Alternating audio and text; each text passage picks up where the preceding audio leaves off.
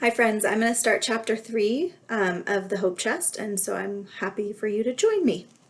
Chapter 3, Meeting Myrtle. The train was stuck for a long time in Scranton because of some sort of trouble on the tracks. It was evening when it pulled into New York.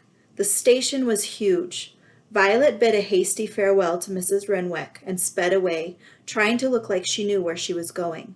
She was conscious that other people had suitcases and even trunks, which colored men in dark uniforms and red caps wheeled along for them in carts.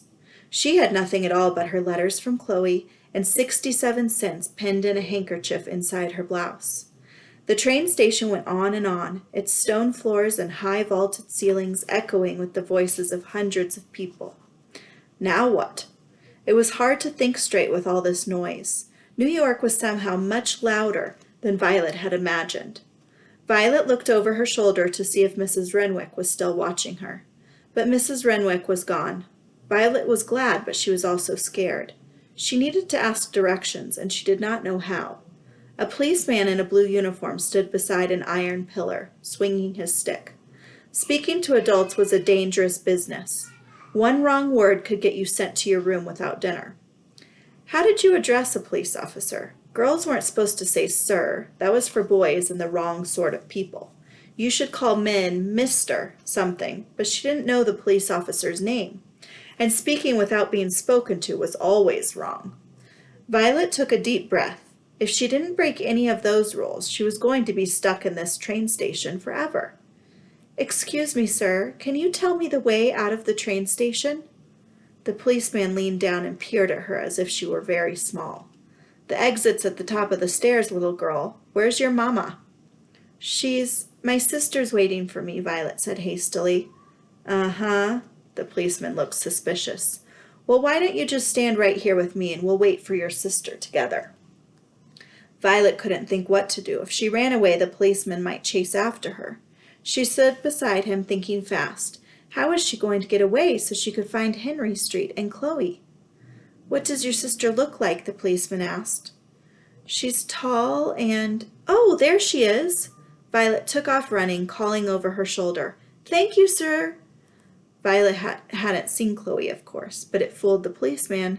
She ran up the stone staircase and squeezed into the brass and glass revolving door next to a young woman in a green hat, topped with a tall, upright ruffle of starched silk like a crown.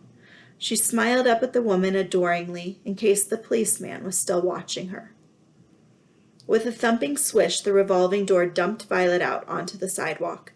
It was much darker out than she'd expected. It was evening of a long August day, but the street was a canyon between high granite and cast-iron skyscrapers, and the sun didn't reach the bottom. Motor cars, streetcars, and horse-drawn wagons rumbled by, guided by electric or kerosene lamps mounted on the front. People pushed past Violet, and she stumbled back against the granite wall of the train station. New York was loud and fast and scary, and she didn't like it. "Hey!" a boy in knee breeches pushed her. "This is my section. Shove off." He picked up an armload of newspapers and threw himself into the crowd, shouting, "Extra, extra! Red Army advances on Warsaw. Poland sues for peace." The crowd tossed the boy around like a kernel of popcorn in a shaking pan, until he popped back out. He bumped up against the wall and shook his fist at Violet. "I said get lost! Go find your own sidewalk!"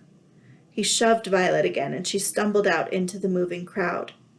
Terrified, Violet struggled to stay upright. The crowd caught her and carried her along. She didn't know where she was going. She wanted to ask if anybody knew the way to Henry Street, but nobody even looked at her. Once she was knocked off the sidewalk into the street, and there was a squeal of brakes and the blast of a long, curled brass car horn. Violet scrambled hastily up onto the sidewalk and tried to stay closer to the walls. She felt like Dorothy caught up in the cyclone, or Alice falling down the rabbit hole. Sometimes the crowd crossed streets. She could tell because the sidewalks beneath her feet turned to asphalt road and then back into sidewalk again. Violet could see nothing but the shoulders of men's coats and women's dresses, and here and there the face of someone her own age. Unlike her, they seemed able to weave expertly through the people, going whichever the way they wanted. After what seemed like hours, Violet found herself free of the crowd. It was dark now, or almost dark. It was hard to tell because the massive iron bulk of the elevated railway covered the sidewalk and part of the street like a roof, and electric signs over shop windows turned everything an eerie orange. New York was huger than Violet had imagined, and she had no idea how she was going to find Chloe. She was beginning to wish she had never left Susquehanna. I'm going to stop there. I'm on the top of page 35.